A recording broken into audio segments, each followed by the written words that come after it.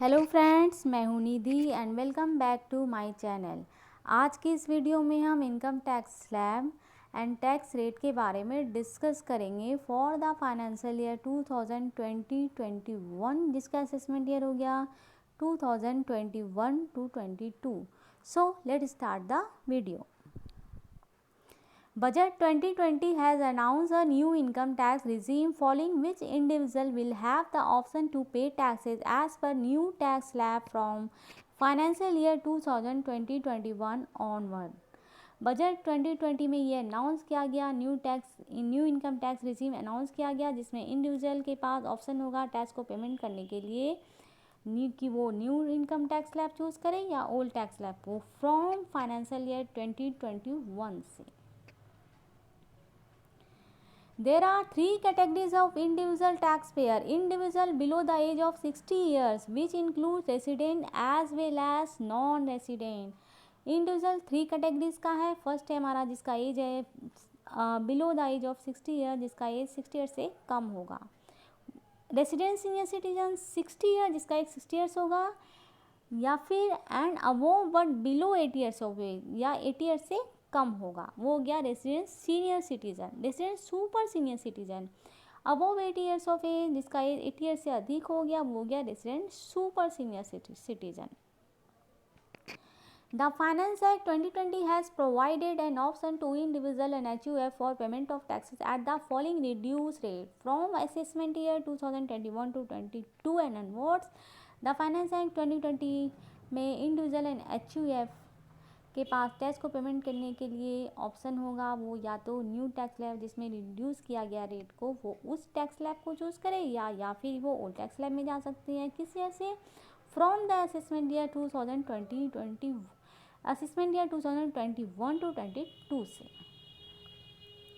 अब देखते हैं हमारा इनकम टैक्स स्लैब क्या है और टैक्स रेट क्या है। तो आपको अप टू 2.5 लाख तक आपको कोई टैक्स रेट नहीं लगेगा, एग्जम्प्ट हो जाएगा। यदि आप कहेंगे 2.5 लाख है तब आपको कोई टैक्स नहीं देना पड़ेगा, वो एग्जम्प्ट हो जाएगा। 2.5 लाख टू 5 लाख तक आपको 5% का टैक्स लगेगा, और उसके बाद जो यानी कि आपका जो भी टैक्स बनता है 5 लाख तक, तो वो आपको रिबेट अंडर सेक्शन 80 से 87A में आपको उसका रिबेट मिल जाएगा। इसका वीडियो मैंने पहले बनाया है, मैंने डिस्क्रिप्शन बॉक्स में लिंक दे दिया, आप चाहे तो इस वीडियो को देख सकते हो। 5 लाख टू 7.5 लाख तक आपको 10% का टैक्स रेट लगेगा, एंड 7.5 लाख तक 10 लाख तक यदि आपका इनकम है तो आपको 50% का टैक्स रेट लगेगा। 10 लाख टू 12.5 लाख तक आपको 20% का टैक्स रेट लगेगा। 12.5 लाख टू 15 लाख तक आपको 25% का टैक्स रेट लगेगा, एंड अबोव 15 लाख से यदि आपका इनकम है तब आपको 30% का टैक्स रेट लगेगा। प्लस अब इसमें हो जाएगा सरचार्ज। लेकिन यदि आपका इनकम अप टू 50 लाख है, यानी यदि आपका इनकम 50 लाख तक है, तब आपको कोई सरचार्ज नहीं देना पड़ेगा। लेकिन यदि आपका इनकम एक्सीड कर जाता है 50 lakh but up to 1 crore rupees तक है, तब आपको 10% का सरचार्ज देना पड़ेगा। लेकिन यदि आपका इनकम 1 करोड़ से एक्सीड कर जाता है अप टू 2 करोड़ तक, तब आपको 15% का सरचार्ज देना पड़ेगा। अब इसके बाद हेल्थ एंड एजुकेशन सेस है। हेल्थ एंड एजुकेशन सेस आपको 4% लगेगा। किस चीज़ पे? जो आपका टैक्स निकलेगा वो, प्लस यदि आपका सरचार्ज है तो वो ऐड कर देंगे। टैक्स प्लस सरचार्ज, उस पर आपको 4% का एजुकेशन सेस लगेगा। लेकिन यदि आपका कोई सरचार्ज नहीं है, यानी कि यदि आपका इनकम अप टू 50 लाख है, तब आपका जो टैक्स बनेगा उस पर आपको 4% का हेल्थ एंड एजुकेशन से देना होगा। Any individual opting to be taxes under the new tax regime from financial year 2021 onwards, कोई भी यदि इंडिविजुअल है वो फाइनेंशियल ईयर 2021 से यदि वो न्यू इनकम टैक्स स्लैब को चूज़ करता है, तब उसे कुछ सर्टेन एग्जम्पशन और डिडक्शन का गिव अप करना पड़ेगा, यानी छोड़ना पड़ेगा। तो देखते हैं ये क्या है। Here is the list of exemption and deduction that a taxpayer will have to give up while choosing the new tax regime. सबसे पहले यदि आप सैलरी पर्सन है तो आपको 50,000 रुपीज़ का स्टैंडर्ड डिडक्शन मिल जाता है, लेकिन यदि आप न्यू टैक्स स्लैब में जाते हैं तब आपको इसको छोड़ना पड़ेगा, आपको नहीं मिलेगा। हाउस रेंट अलाउंस का आप क्लेम कर सकते हैं, लेकिन यदि आप न्यू टैक्स स्लैब में जाएंगे तो आप इसको भी आप क्लेम नहीं कर सकते हैं। लीव ट्रैवल अलाउंस नहीं कर सकते, entertainment allowance, professional tax, interest paid on housing loan under section 24, यदि आपने कोई हाउसिंग लोन लिया है उस पर जो आपका इंटरेस्ट आएगा उसका आप क्लेम कर सकते हैं। 80C deduction like LIC, home loan principal, NSC, PF, EPF, PPF, ये सब की आप डिडक्शन नहीं ले सकते यदि आप न्यू टैक्स स्लैब में जाते हैं तो। 80D deduction that is health insurance paid for self and family, यदि आपने कोई हेल्थ इंश्योरेंस कराया है तो उसका भी डिडक्शन आप नहीं ले सकते हो न्यू टैक्स स्लैब में। 80DD and 80DDB related to disability, interest paid on education loan under section 80EE, यदि आपने कोई एजुकेशन लोन लिया उस पर यदि आप इंटरेस्ट पेड कर रहे हैं तो आप उसका भी डिडक्शन ले सकते हैं, लेकिन यदि आप न्यू टैक्स स्लैब में जाते हैं तो आप इसका डिडक्शन नहीं ले सकते हैं। Donation under section 80G, 80GG and 80GGC, तो ये सब का डिडक्शन आप नहीं ले सकते हैं न्यू टैक्स स्लैब में,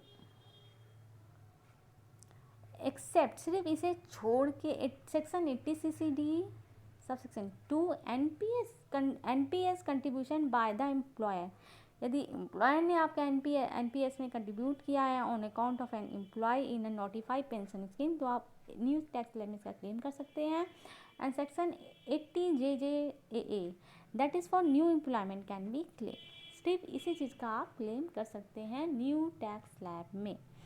Given below is an example of how income tax is calculated under the new regime optional, ये हम एग्जाम्पल देते हैं जिसमें हमने न्यू टैक्स स्लैब से कैलकुलेट किया है, लेकिन आपके पास ऑप्शन होता है कि आप ओल्ड टैक्स स्लैब को चूज़ करें या न्यू टैक्स स्लैब को। हमने यहाँ न्यू टैक्स स्लैब का एग्जाम्पल दिया है तो देखते हैं। एनुअल सैलरी हमारा ABCDE हमारा एम्प्लॉय है, इनका ABCDE हमारा जो ABCDE हमारा SEC है। अब हम इसका टैक्स का कैलकुलेट करेंगे। फर्स्ट हमारा हम यहाँ पे इनका सैलरी है 5 लाख, B का सैलरी है 7.5 लाख, C का सैलरी है 10 लाख, D का सैलरी है 12.5 लाख एंड E का सैलरी है 15 लाख। इनका एनुअल सैलरी है और इनका कोई इनकम नहीं है तो हमारा ग्रॉस टोटल इनकम हो जाए तो, और इसमें न्यू टैक्स स्लैब से हम टैक्स रेट कैलकुलेट करें तो हमें कोई डिडक्शन नहीं मिलेगा, इसलिए हमारा ग्रॉस टोटल इनकम हमारा वही आ जाएगा। Computation of tax on the gross total income हमारा वही होगा जो हमारा सैलरी है, क्योंकि हम न्यू टैक्स स्लैब से टैक्स कैलकुलेट करें इसलिए हमें कोई डिडक्शन नहीं मिलेगा। तो हमारा ग्रॉस टोटल इनकम हो जाएगा हमारा जो SEC ABCDE है हमारा यही 5 लाख, 7.5 लाख, 10 लाख, 12.5 लाख, 15 लाख, यही हमारा ग्रॉस टोटल इनकम बन जाएगा। तो हम देखते हैं इनका टैक्स रेट कैसे कैलकुलेट करना है न्यू टैक्स स्लैब में। अप टू 2.5 लाख तक में हमें कोई टैक्स नहीं लगेगा तो सब में हमारा नील हो जाएगा। नेक्स्ट है हमारा 2.5 लाख टू 5 लाख तक हमें 5% का टैक्स रेट लगेगा। तो ए में हमारा इनकम था 5 लाख माइनस 2.5 लाख बच गया 2.5 लाख। 2.5 लाख का 5% निकालेंगे तो आ जाएगा 12,500। तो BCDE सब में हमारा 12,500 हो जाएगा क्योंकि बाकी में हमारा इनकम इससे अधिक है। बी में हमारा इनकम है 7.5 लाख। तो अब हम कैलकुलेट करेंगे 5 लाख टू 7.5 लाख। 7.5 लाख माइनस 5 लाख को 12.5 लाख आ गया। 2.5 लाख का 10% निकालेंगे हमारा आ जाएगा 25,000। सारे में हमारा 25,000 आ जाएगा। ए में हमारा 5 लाख था तो ख़त्म हो गया। अब है 7.5 लाख टू 10 लाख 15% का टैक्स रेट लगेगा। बी में हमारा 7.5 लाख था वो नील ख़त्म हो गया उसका इनकम। अब है 10 लाख माइनस 7.5 लाख 2.5 लाख। 2.5 लाख का 15% निकालेंगे 37,500। CDE में सब में आ जाएगा। एंड डी में हमारा इनकम है 12.5 लाख। तो अब है टैक्स स्लैब है हमारा 10 लाख टू 12.5 लाख, बच गया 2.5 लाख। 2.5 लाख का 20% निकालेंगे 50,000 आ जाएगा। डी दोनों में हमारा 50,000 आ जाएगा। एंड 12.5 लाख टू 15 लाख तक 25,000, 25% है तो 15 लाख माइनस 12.5 लाख करेंगे तो 2.5 लाख है। 2.5 लाख का 25% निकालेंगे तो हमारा आ जाएगा ई में 62,500। और अबव 15 लाख हमारा ABCD किसी में हमारा इनकम नहीं है तो हमारा सब में कुछ नहीं हो जाएगा, नील नील हो जाएगा।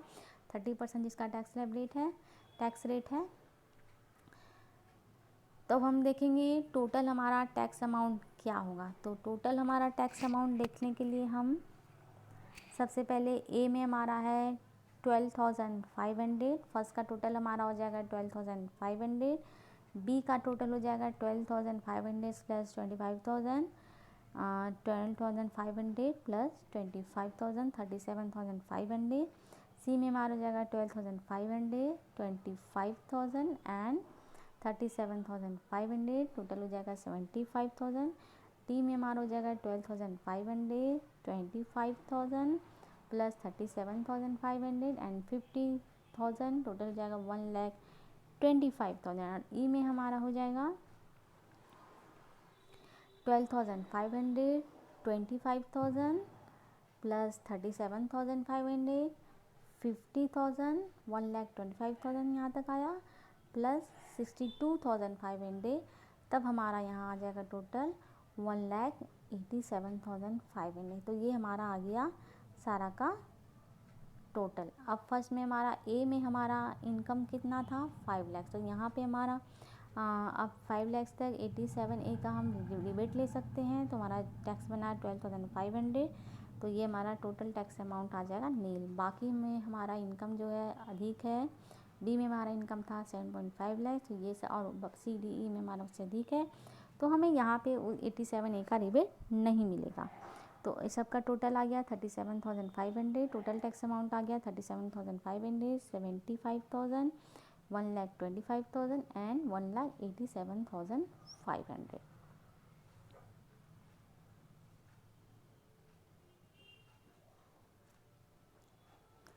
अब यहाँ पे हम अब सरचार्ज देख लेते हैं। सरचार्ज हमारा लगता है अप टू 50 लाख तक हमारा कोई सरचार्ज नहीं लगता है। यहाँ पे हमारा इनकम 15 लाख तक ही हमने एग्जांपल देखा था तो हमारा यहाँ पे कोई सरचार्ज नहीं लगेगा। अब है हेल्थ एंड एजुकेशन से जो कि 4% लगता है। तो 5 लाख से तो हमारा कुछ नहीं था टैक्स, तो हमारा वहाँ पे हेल्थ एंड एजुकेशन से नहीं लगेगा। एंड सेकेंड में हमारा है 37,500, इसका 4% निकाल लेंगे। और उसके बाद हमारा है सी में हमारा 75,000 है, इसका 4% निकलेगा।